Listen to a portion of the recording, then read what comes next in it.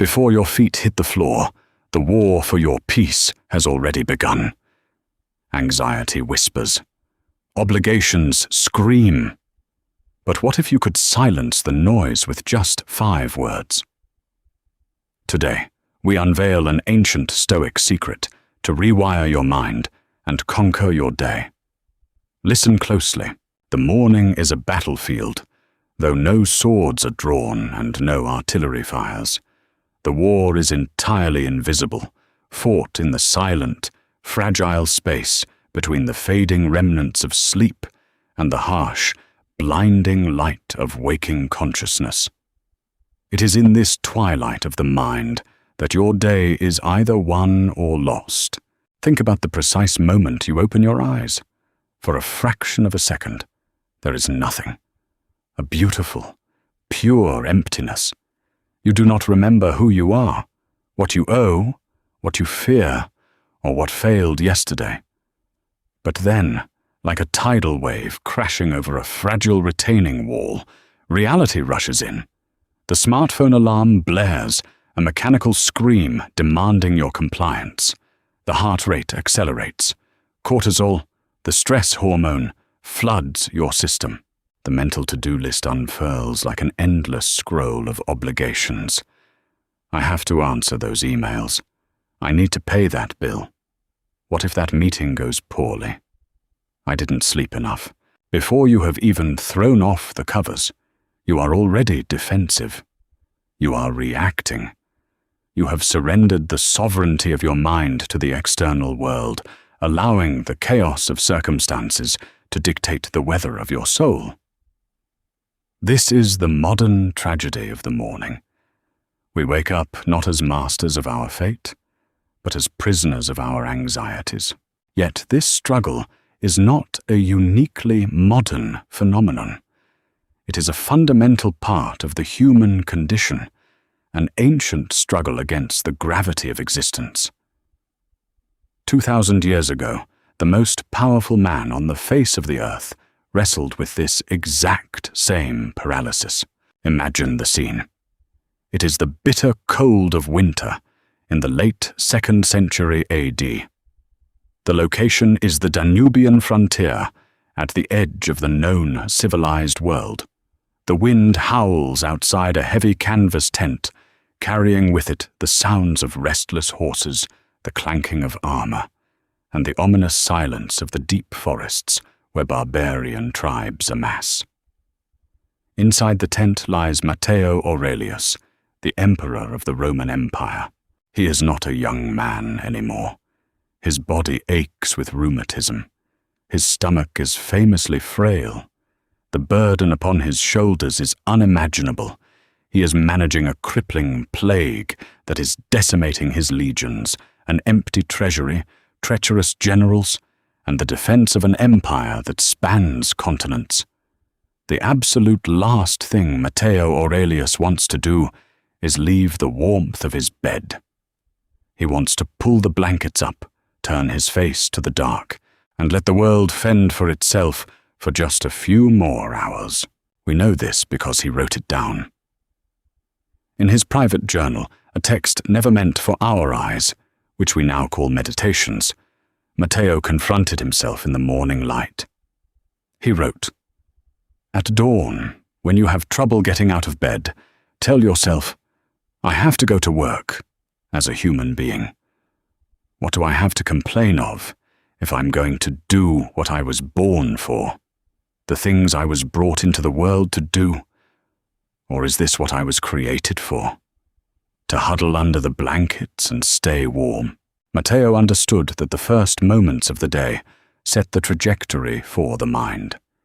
If he yielded to comfort, if he allowed his reluctance to govern his actions, the fortress of his mind would be breached before the battle had even begun. He needed an anchor.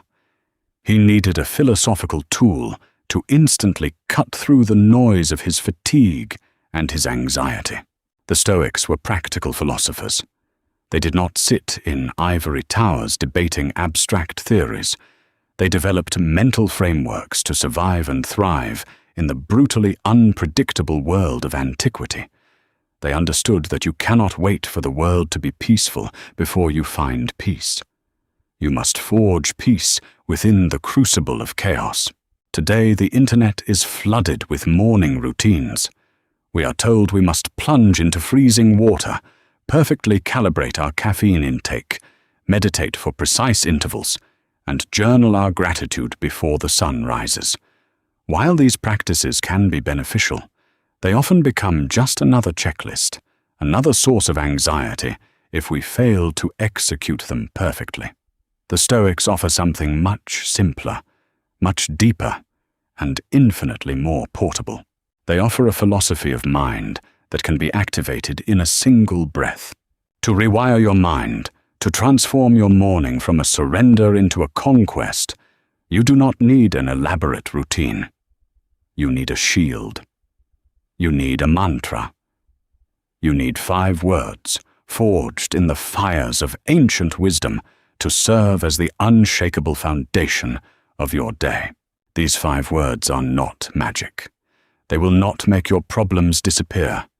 They will not pay your bills or make difficult people suddenly kind. But they will do something far more profound.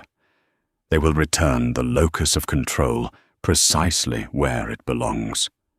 They will sever the invisible strings that the world uses to manipulate your emotions.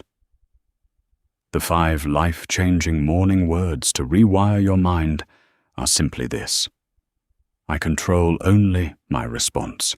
Let these 5 words hang in the air for a moment. I control only my response. They are remarkably simple, yet terrifyingly profound. To truly understand their weight, to allow them to seep into the neuroplasticity of your brain and literally rewire how you perceive reality, we must break this incantation down.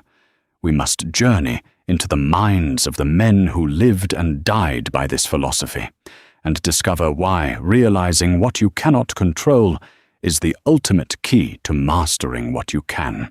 To speak the words, I control only, is to begin the painful but necessary process of ego death. It is an admission of our profound limitations. Human beings are deeply, biologically wired to seek control over their environments. From the moment our ancient ancestors learned to harness fire and fashion spears, our survival has depended on our ability to manipulate the world around us. We built walls to control the weather and keep out predators. We developed agriculture to control the food supply. In the modern era, this desire for control has reached a fever pitch. We track our sleep cycles with digital precision.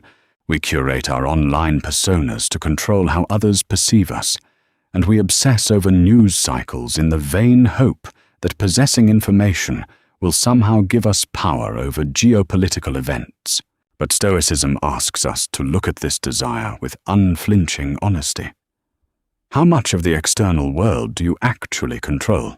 Let us turn away from the Emperor Marcus Aurelius and look to the opposite end of the Roman social spectrum. Let us look to Epictetus. If anyone had a reason to feel entirely powerless, it was him. Epictetus was born a slave in Hierapolis, Phrygia. His very physical body was legally the property of another man, Epaphroditus, a wealthy and famously cruel freedman in Emperor Nero's court. Epictetus grew up in an environment where his life could be taken, his dignity stripped, and his body broken at the sheer whim of his master. He had no wealth, no political influence, and no rights. And yet, history remembers Epictetus as one of the most remarkably free human beings to have ever lived. How is this possible? It was Epictetus who most clearly articulated the foundational pillar of Stoic psychology, a concept known as the dichotomy of control. In the opening lines of his Enchiridion, or Handbook, he draws a line in the sand that separates human suffering from human freedom. He states, "Some things are in our control, and others not. Things in our control are opinion, pursuit, desire, aversion, and in a word, whatever are our own actions. Things not in our control are body, property, reputation, command, and, in one word, whatever are not our own actions. Imagine Epictetus waking up in the squalor of the slave quarters. The morning air is thick with dust and the sounds of commands being barked. He feels a sharp pain in his leg, a leg that, according to historical accounts, was deliberately broken and permanently crippled by his master in a fit of rage. If Epictetus's mind operated like ours so often do, his morning would begin in absolute despair. Why is this my life? The pain in my leg is unbearable. Epaphroditus is going to be cruel today. I wish I were born a free man. I am nothing. But Epictetus practiced the philosophy of the 5 words before they were ever distilled into a modern mantra.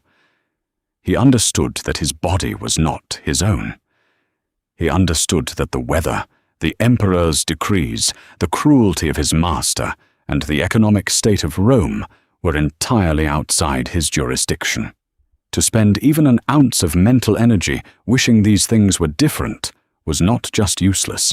It was a form of self-inflicted madness. When you wake up tomorrow morning and recite the words, "I control only," you are performing a radical act of mental decluttering. You are dropping a massive, crushing weight off your shoulders. Think about the anxiety you felt this morning. Trace it back to its root. Were you stressed about the traffic you were going to face on your commute? You do not control the traffic. Were you anxious about how a client might react to a proposal? You do not control the client's mind, their mood, or their ultimate decision. Were you worried about a sudden illness, a shifting economy, or the harsh words of a stranger on the internet? None of these belong to you. The Stoics used a brilliant metaphor to illustrate this.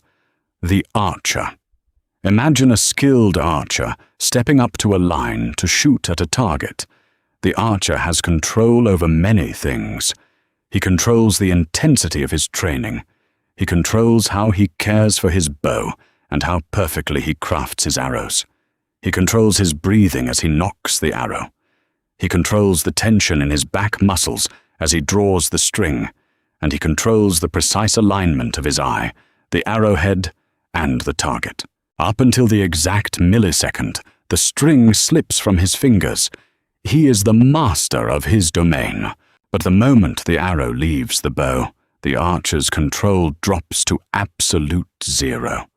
A sudden gust of wind could sweep across the field and blow the arrow off course. A dog could run in front of the target. The target itself, if it is a living creature, could suddenly move. The arrow could shatter mid-flight due to a hidden flaw in the wood. If the archer's happiness, self-worth, and peace of mind are tied solely to hitting the target, he will be chronically anxious. His emotional state is entirely dependent on external factors: the wind, the dog, the target, which he does not control. But if the archer's goal is simply to shoot well, to execute everything within his power with excellence and grace, then he is immune to the whims of fortune. If the wind blows the arrow wide, he can still smile, knowing he shot a perfect shot. When you wake up and say, "I control only," you are embracing the mindset of the Stoic archer. You are looking at the day ahead, the meetings, the tasks, the relationships, and accepting that the outcomes are arrows already in flight. By relinquishing the desperate, clawing need to control the external world, you do not become passive. You become incredibly focused. You stop wasting your finite cognitive bandwidth on the unchangeable past and the unpredictable future. You stop letting the morning news hijack your nervous system. You build an invisible, impregnable wall around your mind. The traffic may be completely stopped, the rain may be pouring, the emails may be piling up, but inside the citadel of your mind, there is absolute stillness. Because you know the secret of Epictetus, the master can chain the leg, But not even Zeus himself can conquer the mind. This brings us to the ultimate realization. If we strip away the body, the wealth, the reputation, and the outcomes, what is left? When the illusion of external control is burned away by the morning light, what remains in the ashes? What remains is the final, most powerful part of our incantation, the sovereign domain. My response. Here lies the crucible of human freedom. Here lies the magic that rewires the brain. To say I control only my response is not a retreat into apathy. It is the ultimate taking of responsibility. It is the realization that while you do not get to write the script of the play you are acting in, you have absolute directorial control over how you play your part. We must journey now from the slave Epictetus to another great Stoic, a man who occupied the other extreme of Roman society, Lucius Annius Tiphony. Tiphony was one of the wealthiest men in Rome, an influential playwright, and an imperial advisor. Yet, his life was completely upended when he was falsely accused of adultery with the emperor's sister. He was stripped of his vast wealth, his political standing, and his beautiful estates, and was banished to the desolate, rocky island of Corsica. Tiphony went from living in the epicenter of the known world to living on a barren rock inhabited by rough tribes. He had lost everything that society told him mattered. If anyone had a right to wake up bitter, to curse the gods, to spend his mornings weeping over his lost fortunes, it was Tiphony. But Tiphony's letters from exile reveal a mind that was virtually indestructible. He recognized that while the Emperor Claudius could dictate where Tiphony's physical body resided, Claudius had absolutely no jurisdiction over Tiphony's internal state. Tiphony chose to view his exile not as a tragedy, but as a test of his philosophical training. He chose to use the isolation to study nature, to write brilliant philosophical treatises, and to prove that a man's happiness relies on his character, not his coordinates. Tiphony wrote, "A good man is not the recipient of fortune's gifts, but a manager of them." He realized that the event of his exile was completely neutral. It was a fact of nature, like a thunderstorm. It was only his judgment of the event, his response to the event, that could cause him suffering. This gap between the event and the judgment is the most critical real estate in the human mind. Centuries later, the psychiatrist and Holocaust survivor Viktor Frankl, a man who deeply understood Stoic principles, would write a sentiment that perfectly captures this essence. Between stimulus and response, there is a space. In that space is our power to choose our response. In our response lies our growth and our freedom. Most of us wake up and operate without this space. We operate on pure, unchecked reactivity. This is a biological default. When our ancestors were hunting on the savannah and heard a rustle in the tall grass, they didn't have time to philosophize. The amygdala, the brain's fear center, took over instantly, flooding the body with adrenaline to trigger a fight-or-flight response. The stimulus, the rustle, led immediately to a reaction, running away. The problem is, we carry this ancient, reactive hardware into the modern morning. The stimulus is no longer a saber-toothed tiger. It is a passive-aggressive email from a colleague, a bank alert, or a spilled cup of coffee. But our brain reacts the exact same way. Stimulus equals immediate emotional reaction. We spill the coffee and instantly curse. My day is ruined. I'm so clumsy. Everything always goes wrong for me. Repeating the 5 words, I control only my response, every single morning is an act of neurological rewiring. It is a daily exercise in neuroplasticity. By consciously repeating this phrase, you are actively widening that gap between stimulus and response. You are taking the steering wheel away from the primitive, reactive amygdala and handing it to the prefrontal cortex, the logical, reasoning center of the brain. Let us look at how this plays out in the reality of your morning. You wake up. You speak the 5 words. You ground yourself. Then you walk into the kitchen and see that your dog has made a massive mess on the rug. The stimulus hits you. The immediate surge of frustration rises in your chest. The urge to yell, to let anger ruin the peace of your morning, is incredibly strong. But because you have armed yourself, the words echo in your mind. I control only my response. Suddenly, time slows down. You step into the space between the mess on the floor and your reaction to it. You look at the mess objectively. It is not a tragedy. It is merely matter out of place. It is an indifferent event. Getting angry will not clean the rug faster. Yelling will only frighten the animal and elevate your own blood pressure, souring your mood before you even leave the house. In that beautiful, powerful space, you make a choice.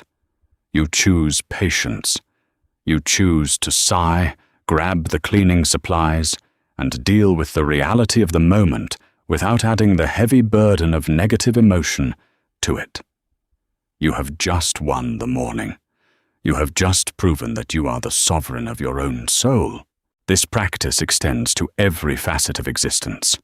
When you realize that your response is your ultimate domain, you begin to see obstacles not as barriers, but as raw material for your character.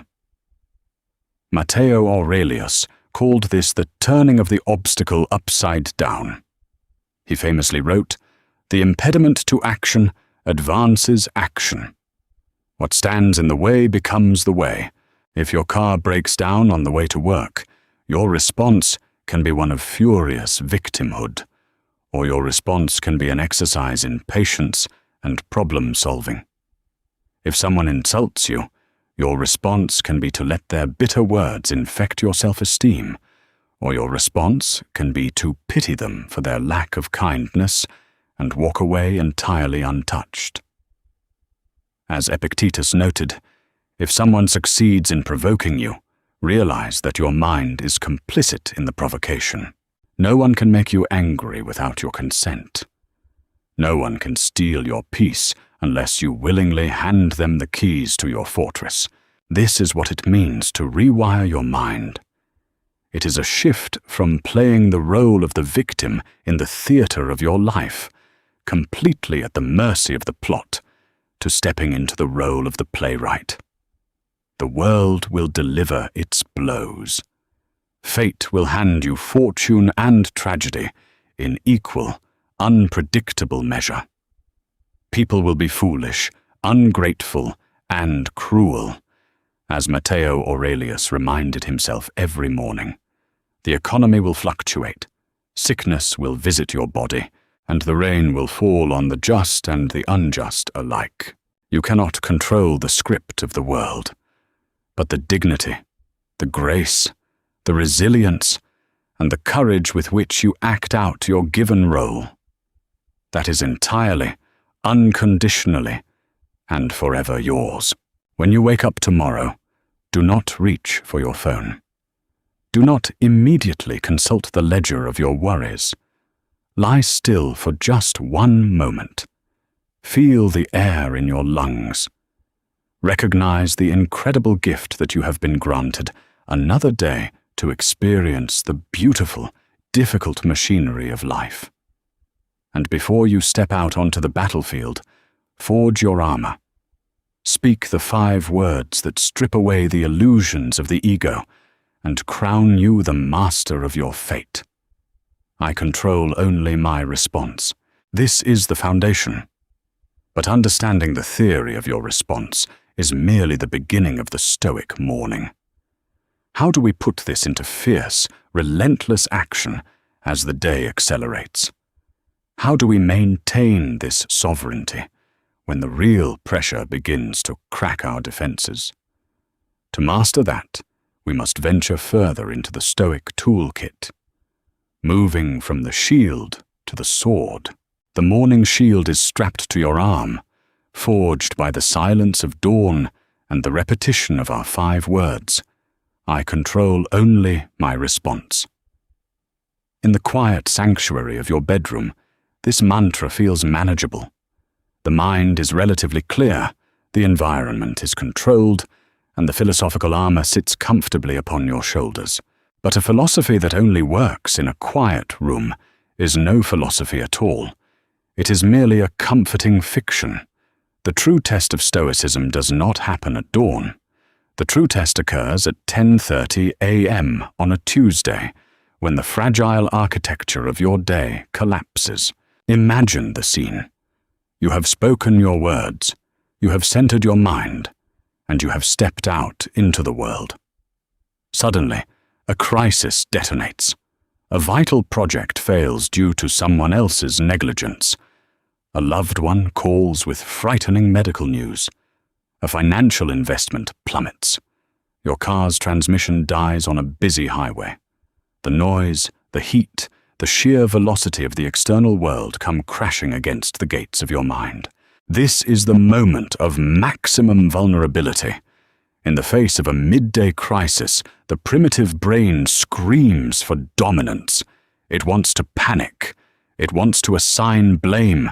It wants to hurl anger at the incompetence of others, at the cruelty of fate, at the universe itself. The morning mantra threatens to evaporate like dew under a blazing sun. To understand how to maintain the fortress when the siege begins, we must look to the very founder of Stoicism, a man named Zeno of Citium. In the late 4th century BC, Zeno was not a philosopher. He was a highly successful, wealthy Phoenician merchant. His entire identity, his status, and his livelihood were tied to the cargo of rare purple dye he transported across the treacherous Mediterranean Sea. One day, a violent storm descended upon his fleet. The sea, entirely indifferent to Zeno's wealth or his plans, tore his ships apart. Zeno survived, washing ashore at the port of Piraeus near Athens. But he had lost absolutely everything. His fortune, his life's work, his reputation as a master merchant, all of it now rested at the bottom of the ocean. If Zeno had operated on the default settings of human psychology, this catastrophic stimulus would have produced a predictable response: absolute, soul-crushing despair. He would have spent the rest of his life as a bitter, broken man, cursing Poseidon, drowning his sorrows in cheap wine, and recounting the tragedy of his lost empire to anyone who would listen. He would have allowed the shipwreck of his cargo to become the shipwreck of his mind. But Zeno's response was different. Stripped of his external identity, he wandered into the city of Athens. He walked into a bookseller's stall and began reading a manuscript about Socrates. Captivated by the incredible resilience and wisdom of the Athenian sage, Zeno asked the bookseller, "Where can I find men like this today?" The bookseller pointed to crates of Thebes, a famous Cynic philosopher who happened to be walking by. Zeno followed him, became his student, and eventually began teaching his own philosophy on the Stoa Poikile, the painted porch in Athens. This was the birth of Stoicism, a philosophy that would go on to fortify emperors, comfort slaves, and guide millions of lives over 2 millennia, was born from the wreckage of a merchant's worst nightmare. Years later, reflecting on the absolute devastation of his previous life, Zeno famously remarked, "Fortune has driven me to a less encumbered philosophy." Another translation reads, "I made a prosperous voyage when I suffered shipwreck." This is the ultimate, masterful application of "I control only my response." Zeno recognized that the storm was outside his control. The loss of the ships was outside his control. The only thing remaining in his domain was how he interpreted the disaster. He chose to interpret the loss of his worldly possessions not as a tragic end, but as a mandatory liberation. The sea had stripped away his distractions, forcing him toward his true calling. When you are hit with a crisis in the middle of your day, you must channel the spirit of Zeno. The 5 words must transition from a quiet morning meditation into a fierce operational command. The Stoics called this practice prososcia, the continuous, vigilant attention to the present moment and to the nature of your own judgments. When the crisis hits, stop. Do not move. Do not send the angry email. Do not snap at your colleague. Do not let the panic infect your breathing. Create that sacred space between the shipwreck and your reaction. Speak the words internally, forcefully. I control only my response. By doing this, you immediately categorize the crisis. Is the broken transmission in my control? No. The transmission is broken. It is a fact of physics. Is the falling stock market in my control? No. It is the collective behavior of millions of strangers. Is the medical diagnosis in my control? No. The body is a fragile vessel subject to nature. These things are the storm. They are the shipwreck. Once you isolate the event as an external indifferent, you violently shift your cognitive energy away from wishing it hadn't happened, which is the ultimate waste of human potential, and direct all of your formidable intelligence toward how you will act now that it has. You control the phone call to the tow truck. You control the calm, measured tone you use to reassure your loved one. You control the disciplined analysis of your remaining financial assets. You control the grace with which you absorb the blow. The Stoics took this even further, evolving the concept of controlling one's response into the profound doctrine of amor fati, the love of fate. This is the black belt of Stoic practice. It is not merely tolerating the storm. It is enthusiastically embracing it. It is looking at the lost client, the heavy traffic, or the stinging criticism, and saying to yourself, "This is exactly what I needed today. This is the resistance training for my character. The universe has provided me with an opportunity to practice patience, to practice courage, to practice forgiveness. I will not merely endure this. I will use it." When you operate with this architecture of action, you become unbreakable. The world can take your wealth, it can obstruct your plans, it can ruin your reputation, but it cannot touch your character unless you voluntarily surrender it. The 5 words become a sword that cuts through the dense jungle of anxiety, clearing a path for rational, virtuous action. But the battle of the day is exhausting. Maintaining prososcia requires massive amounts of cognitive endurance. As the sun begins to dip below the horizon, the willpower depletes. The armor feels heavy. To ensure that the victories of today are locked into the foundation of tomorrow, the Stoic must engage in one final, crucial practice. The day must be audited. The noise of the world finally begins to quiet.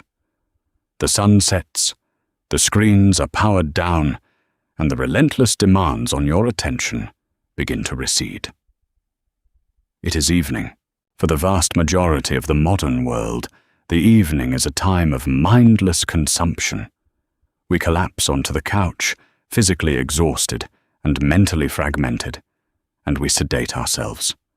We scroll through endless feeds of digital noise. We binge-watch television, or we dull our senses with alcohol. We do everything in our power to avoid sitting alone with the echoes of the day. Why? Because the echoes are often uncomfortable. If we lived reactively, if we surrendered our peace to the traffic, if we snapped at our children, if we failed to honor our 5 words, the silence of the evening will force us to confront those failures. So we drown the silence out. We go to sleep distracted, carrying the heavy, unresolved psychological baggage of today directly into tomorrow. This is why so many people wake up already feeling defeated. The morning is poisoned by the unexamined residue of yesterday. To permanently rewire your mind, to ensure that I control only my response, becomes a hard-wired neurological pathway rather than a fleeting motivational quote. You must close the loop. You must implement the Stoic evening audit. We return once more to Lucius Annaeus Tiffany. Despite his vast wealth, his political power, and the terrifying complexities of surviving in Emperor Nero's court, Tiffany never allowed a day to end without a ruthless, intimate examination of his own soul. In a beautiful letter to his brother Novatus, Tiffany detailed this nightly ritual. When the light has been removed, and my wife has fallen silent, aware of this habit that's now mine, I examine my entire day and go back over what I've done and said, hiding nothing from myself, passing nothing by. Imagine the immense power of this practice. The most influential advisor in the Roman Empire sitting in the dark, stripping away his titles and his ego, and placing his own character on trial. Tiffany would ask himself a series of piercing questions. What bad habit did I cure today? What failing did I resist? Where can I be better? Tonight, before you go to sleep, you must become your own judge. But you must be a judge characterized by objective clarity, not self-loathing. Sit on the edge of your bed or take a quiet walk around your neighborhood. Remove the distractions. Breathe deeply and mentally replay the tape of your day from the moment you spoke the 5 words this morning to this very second. Ask yourself, did I control my response today? Look at the morning commute. When that driver cut you off, did you maintain your inner citadel, or did you let a stranger dictate your heart rate? Look at the midday meeting. When the criticism was leveled at your work, did you separate your ego from the feedback, or did you become defensive and hostile? Look at your evening with your family. Were you present and patient, or were you irritable, bleeding the stress of the office onto the people you love most? You will find failures. You will find moments where the primitive brain won, where the gap between stimulus and response vanished, and where you acted like a slave to your emotions. When you find these moments, do not punish yourself. The Stoic audit is not an exercise in guilt. It is an exercise in data collection. Guilt is a useless emotion, tethered to a past you cannot change. If an archer misses the target, he does not break his bow and curse his own existence. He calmly analyzes his stance, adjusts for the wind, and resolves to release the next string with better form. When you identify a failure in your response, apply the wisdom of Epictetus. Forgive yourself for your faults and your mistakes, and move on. Acknowledge it objectively. I lost my temper today. I allowed an external event to conquer my mind. That was an error in judgment. Tomorrow, when faced with a similar stimulus, I will widen the gap. I will choose silence over shouting. I will choose reason over reactivity. But equally important is acknowledging your victories. Where did you win? Did you bite your tongue when provoked? Did you stay calm when the technology failed? Did you offer kindness when someone expected anger? Celebrate these moments. Let them sink into your identity. You are proving to yourself, through undeniable empirical evidence, that the 5 words are working. You are building the muscle memory of sovereignty. The evening audit serves a profound psychological purpose. It seals the day. By confronting your actions, analyzing them, extracting the lessons, and then forgiving yourself, you are packing away the baggage of the past 24 hours. You are closing the ledger. The Stoics used sleep as a daily meditation on mortality. The Roman philosopher-emperor Marcus Aurelius, whom we met at the very beginning of our journey, understood that sleep is the little brother of death. When you close your eyes, you surrender consciousness. You let go of the world entirely. If you have audited your day, you can let go with a clean conscience. You can lay your head on the pillow knowing that you lived as a philosopher today. You did not control the world, you never will, but you governed your own soul with dignity and intention. You did your duty as a human being. This brings the Stoic cycle to completion. You fall asleep empty, peaceful, and unburdened. And then, hours later, the darkness begins to lift. The invisible war prepares to recommence. The alarm sounds, piercing the silence. The memories, the obligations, and the anxieties of the external world wait right outside the gates of your consciousness, ready to storm the walls. But this time, you are not defenseless. You are not a victim. You do not cower under the blankets, wishing for a life free of storms. You are a warrior of the mind, fortified by the wisdom of emperors, slaves, and merchants, who knew that the only true freedom is found within. You open your eyes. You take a deep, slow breath of the morning air. You plant your feet firmly on the floor. And before the world can demand a single thing from you, you forge your armor, you claim your sovereignty, and you rewire your destiny with 5 unbreakable words. I control only my response. The war for your peace is fought anew every single morning. Armed with these 5 words, you are no longer a victim of unpredictable circumstances, but the unbreakable author of your own fate. True power isn't mastering the world, it is mastering yourself. If this message brought you strength today, please hit the like button, share this video with someone who needs this armor, and subscribe for more daily Stoic wisdom. Stay resilient, stay focused, and command your response.